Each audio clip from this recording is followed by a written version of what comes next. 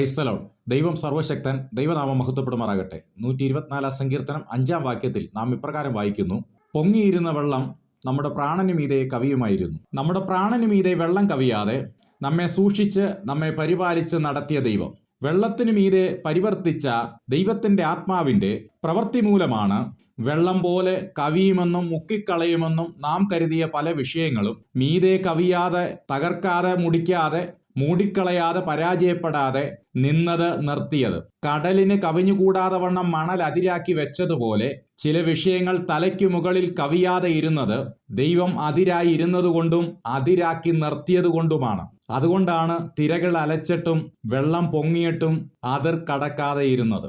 പ്രാണന് മീതെ കവിയാതെ, പ്രാണന് ദോഷം തട്ടാതെ നിന്നത് നിർത്തിയത് സർവശക്തനായ ദൈവമാണ്. ആമേൻ. ഈ വചനങ്ങളാൽ ദൈവം നമ്മെ ഏവരെയും അനുഗ്രഹിക്കുമാറാകട്ടെ.